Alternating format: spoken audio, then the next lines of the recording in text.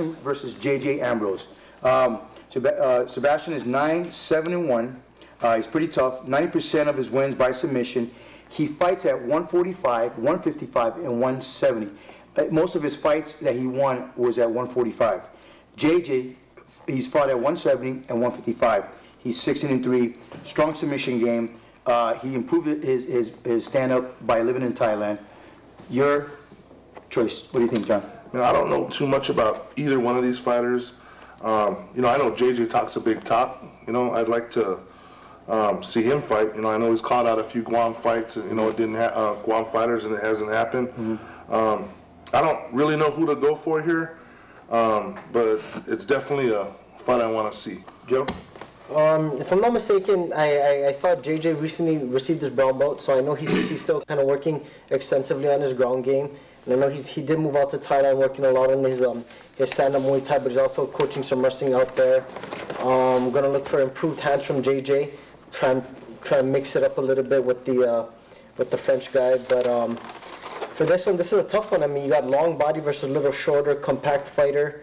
Probably gonna look for JJ to try and close the distance, maybe take him down and go for one of his signature head and arm chokes. Mm-hmm. So that's my prediction. Second round, head and arm. JJ. Okay, Ken? Looking at JJ's record, it seems like most of his wins come against slightly smaller opponents. And Sebastian's not a small guy. Like Eli was saying, he can fight at 170, 155, 145. JJ is no slouch. He's been training in Thailand.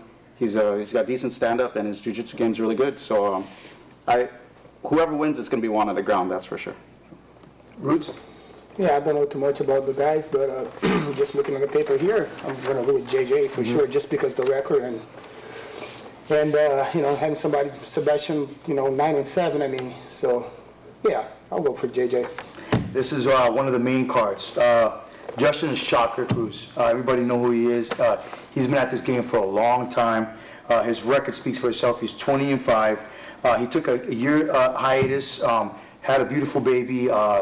Started a good career as a firefighter, has fought 5 rounds already, strong grappler. Then you have this young lion waiting for him, on the side, this Trevin Jones.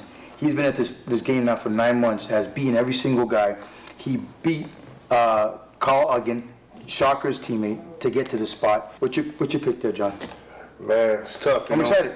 I'm like you said, you got the senior guy here with lots of experience, and you got the really hungry lion, Trevin. I've seen Trevin get better every single fight.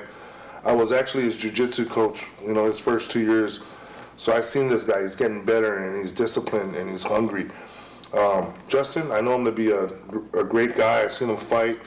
A lot of times I've seen him barely surviving the rounds, but he's getting through, and he just wears his guys down. It's a tough fight, but I'm going to have to go with the underdog. I'm going for Trevin. Okay. I look at this to third round knockout. Okay. That's Jolo, what do you think? Really hard one to call. It's got my vote for fight of the night. Mm-hmm. That's my prediction, definitely. Trevin, I seen him fight. I seen all of his fights. I mean, just like you folks are saying, he's getting better every time. Every time he's mixing it up a little more. He's looking more comfortable on his feet, throwing a lot more kicks, using his hands, showing a little bit of wrestling. Really improving every time.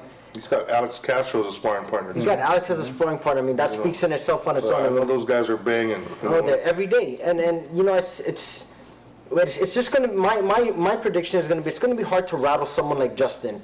I know he's expecting Trevin to come out blazing right out of the gates, but it's going to be hard to rattle Justin. I mean, he's fought 25 times. Mm-hmm. Hard to kind of rattle a guy's cage like that. Mm-hmm. I mean, I know it's going to be fireworks right off the bat, but my prediction, if Justin can weather that early storm and kind of use his experience, despite being out of the game for a year, use his experience, this is a tough one to call. All I can say, this one's got my vote, fight of the night. Like Jolo said, I think if the fight drags on, goes into the championship rounds, 4th and 5th rounds, Justin has enough experience and proven gas, to wear out the storm and grind out a win if it goes that far. But I think Trevin shows remarkable upside. He's fought 3 times in less than a year, and he keeps, like John said, he just keeps getting better, and he's explosive. He's real explosive. So I think if he can just overpower Justin in the early rounds. The first 2 rounds, he has a good chance of winning it, but in the later rounds, it could be Justin. All right, Roots. Yeah, I'm gonna go with with Jones, just for the fact that underdog, 3-0. Like I said, I always go for the people that's upcoming. He's been competing a lot, so he's he's gonna be pretty sharp against somebody that didn't compete for over a year. But like you guys said, like he got experience against the Hungers, so. But I'll go with the Young Bucks. Well, my pick is you got to come to UOG and find out. I mean, that's the best way to find out.